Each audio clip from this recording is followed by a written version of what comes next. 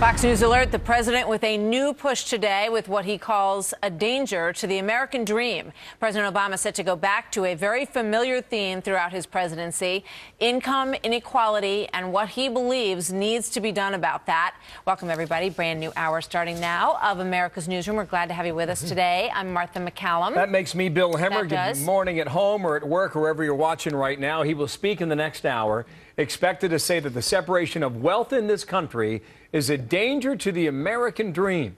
Our chief White House correspondent, Ed Henry, live at the North Lawn there. Ed, good morning to you. Yesterday, pushing health care, now a pivot. What explains this? Well, you know, this is something going all the way back to the 2008 campaign, frankly, with Joe the Plumber, that the president talked about income inequality. And what that really means to him is redistribution of wealth. It's all about higher taxes on the rich. He said this in 2008. He said this in the 2012 campaign, got reelected. He thinks he has a mandate to continue to push higher taxes for the rich and then more spending on education, infrastructure, et cetera. He doesn't call it new spending. He calls it investment in these priorities. He's struggled with this Congress to get a lot of these priorities done, and he wants to take another crack at it because he sees his time in office evaporating. Yesterday, you mentioned that reboot of the health care law. The president tried to say that this talk about the economy ties right into health care because it's all about providing security for the middle class. Take a listen. Any launch of a project this big that has an impact on 1/6 of our economy, whatever comes up, we're going to just fix it. Because we know that the ultimate goal, the ultimate aim, is to make sure that people have basic security and the foundation for the good health that they need. Now, White House officials this morning saying that this whole talk of income inequality will be a key focus of the president's final 3 years in office. But remember, just yesterday, as you noted at that health care event, he said that making sure Republicans didn't repeal the health care law might be his top priority in the final 3 years. So it gives you an idea. It's a pretty crowded agenda right now and hard to figure out what will be his top priority over the final 3 years in office. You have to imagine that Republicans are going to push back in some cases very strongly against these proposals across the board, Ed.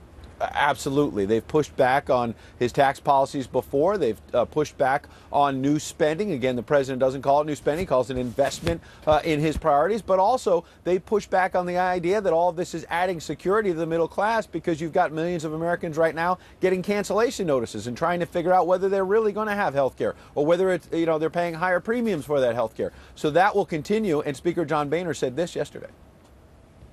Listen, the House has continued to listen to the American people and to focus on their concerns. And whether it's the economy, whether it's jobs, whether it's protecting the American people from Obamacare, we've done our work. But when you look at the number of bills passed by the House and the paltry number of bills passed by the Senate, you can see where the problem is. Yeah, you can see him pointing the finger at Senate Democrats for not getting a lot of things done. There have been also independent studies showing that the House Republicans have gotten very little done. This is one of the least productive Congresses in American history, so there's plenty of blame to point around. Ed, thank you. Ed Henry leading our coverage this hour. We'll talk to you a bit later today, Ed. Thanks. Martha has more on this. So here we are with more on this with Chris Stirewalt, Fox News digital politics editor and host of Power Play on FoxNews.com. Chris, welcome. We've been listening to what Ed Henry has been telling us, and really from the very beginning the president has talked about everybody doing their fair share and everybody getting a fair shake, and that has often translated into, you know, some people giving a little bit more of their fair share away and those getting a fair shake. You know, I'm not sure where that falls. When he talks about keeping the middle class secure, are they more secure under these policies? Well, not when it comes to their health insurance, anyway. Remember, Martha, that this law, the health law, is not a separate piece. He's not pivoting away from anything. He is talking about income redistribution through his health care law. His health care law is redistributive. That's redistributive. It is the point of it, is to redistribute wealth. In this case, through the power granted and control taken over insurance companies to take from those who have insurance to give to those who do not. It is a redistributive policy at its core. And what the president's going to be talking about today, he's going to be talking to the base of his base of his base. And his message to them is, I'm going to keep the law. And we are going to use this law to take from some to give to others so that things will be more fair. The president's managed a couple of tax increases, relatively small, in his tenure. Those are nothing compared to the redistribution that takes place in his law. It is appalling to a lot of Americans, but to the folks he's talking to today and the people on whom he is relying to keep this law going into place and intact, that third of Americans that are still behind him and behind it, this is a virtue that it's redistributed. Absolutely, and he has said that since the beginning. Here's that interesting exchange that Ed Henry mentioned with Joe the plumber way back. What's your name? My name's Joe Wurzelbach. Good to see you, Joe. I'm getting ready to buy a company that makes about $250,000, $270,000, $80,000 a year. All right. Your new tax plan is going to tax me more, isn't it? I'm a plumber. Well, I work 10, 12 hours a day. If I buy another truck and add something else to it and, build the company, right. I'm getting taxed more and more. It's not that I want to punish your success. I just want to make sure that everybody who is behind you, that they've got a chance at success too. Everybody's so pinched that business is bad for everybody. And I think when you spread the wealth around, it's good for everybody. When you spread the wealth around, it's good for everybody. Well, and that's fine from a political point of view, as the president talked about rich people like Mitt Romney.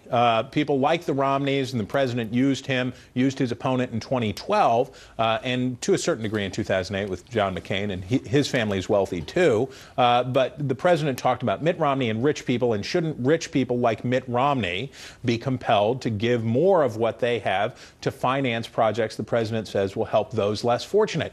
What is occurring now with the health law is that middle class, ordinary people, regular folks, not even buying plumbing companies, but people who are trying to make ends meet and trying to be conscientious to pay for their own health insurance, are finding out that they are being thrown off plans. If they are able to fight their way through the nightmare website, they can get to the other side and find policies that they cannot afford. Their wealth is being redistributed to others. They do not like it. Just about out of time, Chris, but I want to draw attention to your column today, which I would call beautiful and also very dark in that it discusses your dad and politics today. Tell us a little bit about that, and I urge everybody to read it. Well, I wanted to point out that my father loved politics, and it was a big part of his life, but the politics that we have today is probably not even worthy of mention in the context of his life as we remembered him. The state of politics and political discourse and governance in America today was not even worthy of him, even though it was such a passion in his life. It was. I thank you for bringing it up, because it meant a lot to me to finally be able to write it. Yeah, well, I know you lost him about a year ago, and we're sorry for your loss. And it also talks about really the cold marketing that politics has become as it gears itself towards such a very narrow piece of America. Yeah. Urge everybody to take a look. Chris, thank you so much. Good to see you today. You can take a look at that piece, of course, on Chris's Politics page. Get it in your email if you sign up for Chris's daily politics newsletter. Go to foxnews.com/FoxNewsFirst, and you can just put your email address in there and you'll get that. Nice touch. Good stuff.